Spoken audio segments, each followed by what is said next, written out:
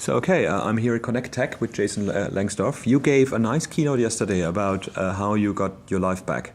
What was that about? So when I was younger, when in my mid 20s, I had this idea that you had to really like hustle, and that, the grind was like the only thing that mattered. And what that resulted in was these incredibly long weeks. I was working 60 to 90 hours a week, was giving up my social life and letting go of my health, kind of not taking care of anything except work. And so this keynote or this story is really about.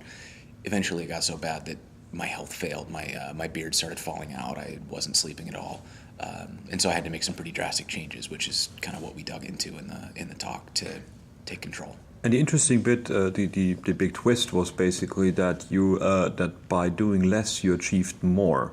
You seem to have been caught up in that rat race, and you found a few tools for yourself to make yourself more efficient by actually thinking about yourself more. Right, yeah. I mean, it turned out that a lot of the things that I was doing that I thought were making me more productive, like working long hours or skipping the gym or skipping social activities, I thought they were giving me more time to work, and actually they were making me worse at my job. So it was a very kind of fascinating. I believed that I was doing the right thing, and it turned out I was doing exactly the wrong thing. So do you think there is a problem in our market that way that we I keep saying like I get the feeling that IT now is like the investment bankers or the Wall Street people in the 80s, where it's like we're in this peer pressure, very high pressure environment to work more and to be always on the go. Yeah, I've in the past I've written an article about this that I called the overkill cult.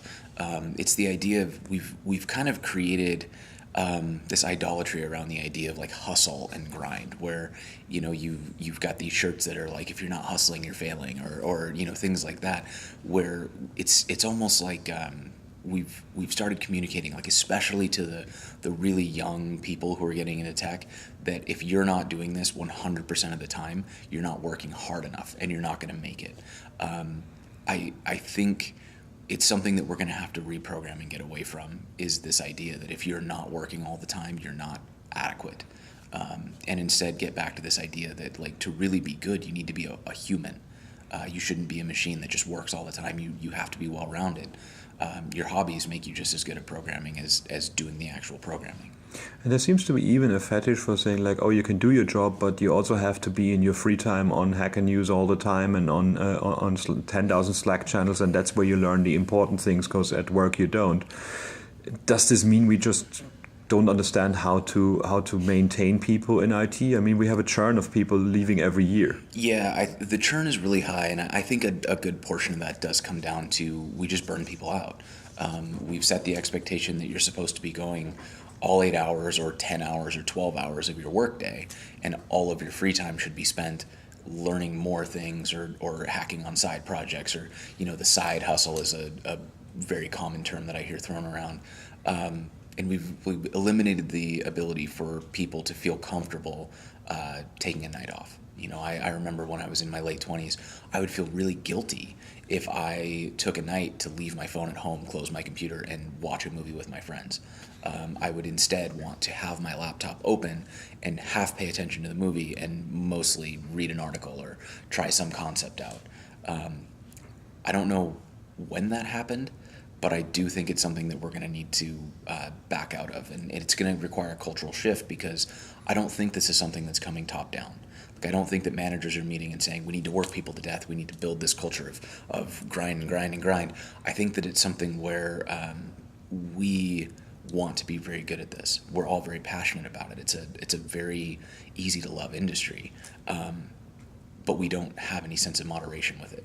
So when we go to work, we think, if I love this, I should do it all the time. And to prove that I love it, I need to do it all the time. And without creating any space, without having any lateral thinking or breadth to our experience, we narrow in. We only do that thing until we can't stand it anymore, and then we explode, burnout. We have to quit, and you end up, either kind of falling apart and having to go to a completely different industry, or you end up kind of having to start over or doing something that you kind of fall into that drone role. Like, well, I'm just here from 9 to 5, and then I clock out, and I hate this job, but I'm going to do it because it's better than being broke. So. Do you think the speed of communication and the main media replaced by social media is partly to blame for that? Because Facebook and others is an addiction machine. It's telling you basically you get you shared for 3 days and people are commenting on it. You should share more, otherwise you become not important anymore. Do you think the cult of being publicly visible and being seen as being creative and cool and creating something that other people don't has changed our way we work as well? I do think to a certain extent, yes. I mean, there's a drive to have the top pen on CodePen, or to have a top answer on Stack Overflow, or get some retweet that goes, over 1,000, something like that. So I do think that there's some aspect to that, but I also think this is just it's a general part of human nature. We don't get educated as children how to moderate. When I was a kid, my parents made a little bit of an effort to teach me, like, hey, too much of a good thing is not good. But there wasn't a strong effort. And I think that a lot of the modern culture that we've created is built around this concept that, like, there's no such thing as too much of a good thing. And that has definitely bled into our work. So I think that the feedback loop of, if I'm doing too much of a good thing and tweeting, I only slept 4 hours and 6 people like it on Facebook, like, yeah, man, you're grinding hard. I do think that exacerbates the problem, but I don't think it's at the root of the problem. Do you think it's a lack of diversity? Or a lack of maturity? Because I find that the older I get, and when I'm in a relationship, and when I have children, and when I have pets to look after, out of a sudden I have to find more time for myself. Whereas, like, if I'm a kid directly from high school getting hired by a large IT company or by a cool startup, I don't mind the 80-hour weeks, because that's just, I don't have anything on my plate. Yeah, I do think there's a little bit to it that it does tend to affect largely younger men. I've seen far more young men who are doing this than really any other demographic. But I don't think that it's exclusively a young men's problem. I think what you're talking about with as you get older and you just kind of get more worldview and also more responsibilities, the trade-offs start to become more apparent, because it's something that you have a dog, and if you ignore your dog, that makes you sad. But if you're a single guy and the only thing you're ignoring is yourself, by ignoring yourself, you're not registering that feedback that you are becoming unhappy or unfulfilled. So I think having those external ties that help register, like, hey, I'm neglecting my friends and they're calling me and letting me know, that kind of drives this desire to disconnect a little bit. But if all of your friends are online and everybody you talk to is a GitHub issue commenter or a Slack channel buddy, you end up with this kind of, like, in order to be connected, you have to be doing the thing that should be, that's actually preventing you from connecting. One point you have in yours is that, like, you don't pick up your phone after 6 p.m. and until like the morning. The issue I found with this is that it doesn't help you if you have distributed teams. Like, my day starts at 4 o'clock in the afternoon when I have my first meetings when the Americans wake up. Right. So I solved it by shifting my attitude and basically not pick up the phone during the day or late at night, and, like, after so-and-so, after 10 o'clock, I'm not available anymore. But it's very dangerous to, I found that having a team that's distributed in, like, 3 time zones is a great way to get a 24-hour coverage for a product without any of them burning out, because all you have to concentrate on is that 1 hour of handover. Absolutely. There's actually a really good lesson I learned was, for a while I was working on the other side of the globe. I was living in Thailand, and the company I was contracting for was in Toronto. And so we really only had enough overlap in a day to have 1 hour of meetings, which meant that if we didn't cover everything we needed to in the meeting, one of us would have a whole day of lag. And so it taught me a lot about how to communicate clearly and how to make sure that we were very thorough in a handover. And as a result, my meetings now are much more efficient, even when I do have a full 8 hours of overlap, or the whole team's in the same building and we can have meetings whenever we want. We tend not to, because the meetings that we have are small and efficient and very thorough. But to answer your point about turning off the phone after 6 p.m., I want to make sure that I'm very clear that I don't think there's any like exact set of rules that should be followed. I think everybody's situation is going to vary, and I try to avoid giving prescriptive advice because I don't think that like what works for me is not going to work for you if you apply it exactly. And it's definitely not going to work for everybody. So instead, it's more of like try to become aware of these things in your life and what your patterns and rhythms are, so that you can adjust your schedule to meet your own individual needs. And so, it doesn't matter what your guru says, because your guru is not you. So you can take their advice, but you still have to internalize that, process it, and adjust it to fit your needs. Yeah, the meetings thing is a very interesting one. I don't show up to meetings that don't have an agenda and are more than 5 people because I'm the same way. They're just basically discussions that I don't need to be part of if they're completely out of my time zone. Right. Although there is a big backlash towards working from home. It seems to be a lot of companies in America have a hard time allowing people to do home office because people have been abusing it and have been doing, and a few bad apples caused it. But in essence, for our frame of mind and our health, our mental health, it's a great thing to work from home because it basically you have to organize your day yourself. Mm-hmm. And I found people that are trusting your company and are feeling happy in your company are much more effective when they are allowed to work from home because all the company sees of them is their output and not just them being physically there. I actually think that a large part of the problem with the backlash in the United States against remote work has less to do with the workers themselves and more to do with the way we're measuring efficiency. I think one of the biggest problems I've seen is a lot of companies tend to measure, like, you badge in at 9, you badge out at 7, I will count those as the hours you worked, and that's how I'll measure you at your review. They have no, or like lines of code, which leads to writing inefficient code to get more lines. So instead, you have to define metrics that are actually meaningful, and that's hard because every team is going to have different metrics. Like, I work on a team that's primarily front end, so my metrics don't line up with the team in Toronto that's working on primarily back end, because what's good for the front end doesn't even have a corollary in the back end. So we're measuring on things like time to first render or time to interactivity, and that doesn't make sense for an API. So they're measuring on a whole different level. So we have to be that level of coming up with good metrics. I think is difficult, and if a management team has been built around the idea of butts and chairs, or some other like easily quantifiable metric that's you don't have to actively manage it, you just look at the end of the quarter to see if so and so met it. Their cop out is, well, you need to be here because I can manage whether or not you're here. I don't want to have to look and see if you did anything. I think we're rewarding the wrong behaviors, and that's leading to the backlash, which is a backlash against the wrong things. Do you think it also partly a lack of labor laws or a lack of protection of the employer? Because in Europe, for example, if you don't take your holiday, your company is in trouble. You need to take your holidays. You cannot get money for holidays not taken. You can only shift 5 days to the next year that you haven't taken. Right. And we get 28 days of holiday. Mm-hmm. So a company is actually being punished by law when their employees are not taking their time off. Yeah, I don't know about whether or not it needs to be regulated, but I do think that the way we're doing it now is wrong.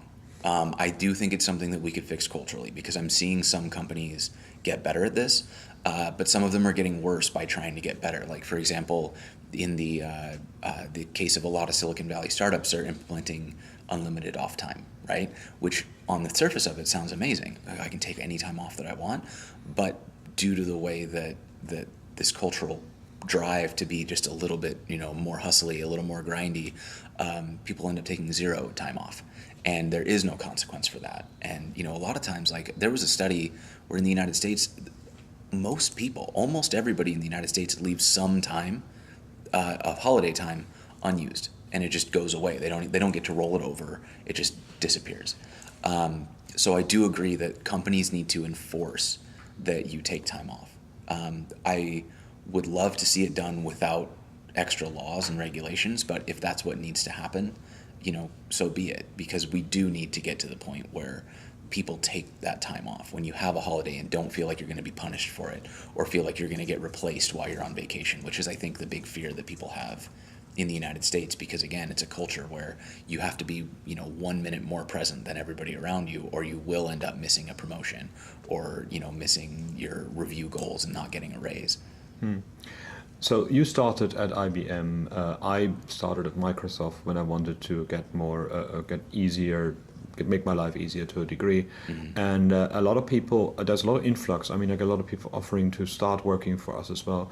Do you think there is a merit in like older, larger companies that have found this kind of balance more than younger startups? That it's actually, by being more boring on the surface, we're actually better for people? Well, I think it depends on the company, because I have seen some younger startups that are doing a great job. I love the way that WordPress works completely remote, and the whole team is kind of wherever they want. Now, I don't know how many hours the WordPress team works, but I do like that it's fully distributed, and that's something that they've built their company on. IBM, on the other hand, there are parts of IBM that I would never work for. There are teams that I've watched that just make me sick to my stomach. But there are also a lot of teams, like the one that I'm on, that I think are doing it exactly right. Our management is driven by the right metrics. It does the right measurements. We don't actually track time off. So they have no idea what days we are and aren't in the office, or whether or not we're on vacation or not. What they do know is whether or not we're hitting the things that we've set up as our goals. So we do sprint-based planning. So every 2 weeks, I set up a list of things that my team is going to get done. And as long as we hit those goals, they don't care if we do them on Monday and don't show up for 2 weeks, or if it takes us the full 2 weeks to get them done.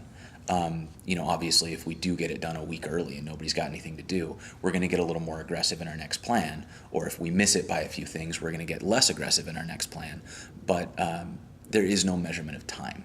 And I think that with a company like IBM that's big enough that you can have both styles of management, because there's so much bureaucracy that things just get lost. I don't know if my manager has approval to manage the way that he manages, but nobody's checking. And so that was one of the things that drew me to IBM, is it's a large pool of resources and a huge amount of diversity of ideas, of people, of management styles. And so if you have intrinsic motivation and you want to go do something, you can maneuver yourself into a role that's going to have the compensation you want, not have the unreasonably long hour expectation, and give you the resources to do literally anything. I mean, we've got research departments, we've got production departments. The stuff I'm working on, I basically made up all the projects that we're working on, because I saw something that could be improved. And so, that was what drew me to a bigger company. Do you think there is a bigger fear in larger companies to retain talent, because it's harder for them to attract new talent? Whereas, I've talked to startups when I was looking for a job, and they were basically flat out telling me, I don't expect you to be here longer than half a year or a year. Whereas in Microsoft now, I got I didn't get the where do you see yourself in 5 years? I got here's the opportunities we have in 5 to 10 years time for your career. So you basically, retention seems to be much higher up in larger companies than in startups. I guess a lot of people that are hiring for startups for cool new hot things have given up on even seeing people around for a long time. Yeah, I have seen a really strong cultural shift, and you can see it in the big companies as well. Like in IBM, for example, there's a dividing line somewhere where anybody who's older than this age has been at the company for 15 years, and anybody younger than that age has not been there for more than 3. So it's high turnover with, especially in the more design roles. There's been this cultural expectation created that what you do with a tech job is you get it, and you get some experience, and then you trade up to another tech job, because it's hard to get a raise or a promotion internally, but it's very easy to go to another company and leverage your previous position to get more money and more responsibility or whatever. So I do think that companies like IBM and Microsoft have a strong incentive to make it possible for people to advance and to grow their careers internally, to discourage that type of transient work, and the idea that you need to leave to trade up. And I'm seeing that is being made possible. But when you've got a company as large as IBM, you also have the ability for people to get lost in the margins. And so I think there's the easy way is to go try to leverage your previous position for a new one.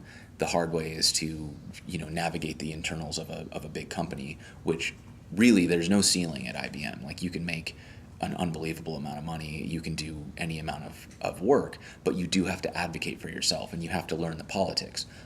If I quit IBM and then go wave my senior developer position in front of some Silicon Valley startup, yeah, I can probably, maybe get an architect role or a CTO role for more money.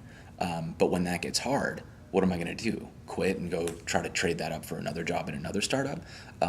If I do the same thing at IBM, I can, leverage that and actually be building the interpersonal and political skills that will help me, actually succeed in a higher level role like that, rather than just playing the shell game. And do you think that need of like playing the personal politics in companies, do you think that need is actually a blessing in disguise, because you have to look at yourself in a much better way and try to analyze what you really are worth and sell it to people? Mm-hmm. It's a kind of a way to fight our imposter syndrome, isn't it? Because we have to word what we are to people who are not necessarily easily impressed.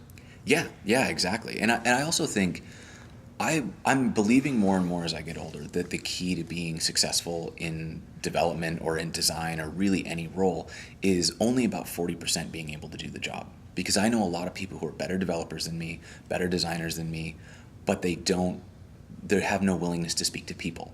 I read a really great thread on Twitter about this idea that if you're smart, you don't have to be nice. Or if you're smart, you don't have to work with anybody. You can just be a dick and people will accept it because you're smarter than them. When you work in the person-to-person skills, it gives you perspective on yourself, because you have to accept, like, all problems in the world are not outside of me. If I always can't talk to somebody else or get them to see things my way, that is not because everybody's an idiot. That's because I'm bad at explaining things. And so you have to get that introspection to learn where your shortcomings are. And you also have to be able to think about things from somebody else's point of view and gain that empathy to word it in a way that makes sense to them, that helps them achieve their goals. I can't tell you what I want and expect you to get excited. I have to tell you how what I want will get you what you want. Those are the skills that get you to your next promotion, to the better job security, to lead teams, to become a leader in the community. And so I think it's absolutely a blessing in disguise to go through the motions and the effort of learning the diplomacy and interpersonal skills that come with these jobs. To finish up, what would you say is one of the biggest warning signs that people should look out for when it comes to, like, their personal life is in danger of being taken over by their professional trying to impress people life? Before your beard fell out, what were the things where you would have loved to know, hey, I'm doing things wrong here? Yeah, I think so. The ones that were big for me was when I started to notice that there was no such thing as an event that superseded work. I would walk out of a dinner in the middle of it to take a phone call from a client. I would stop a movie that I was watching with my friends so that I could go solve a problem because I just got an email from a client. It was like anything work-related had automatic trump power over anything else in my life. And looking back on it, obviously that was ridiculous. But in the moment, I thought, was deeply convinced, if I don't respond to this email right now, my client will fire me and find somebody else. Or, if I don't take this phone call, they will think that and it's like 9 p.m. on a Tuesday, right? This is not a normal time to take a call.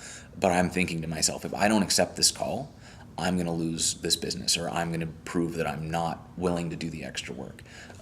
So I think that was, I wish I would have sat down and think, okay, what do I reasonably expect of other people?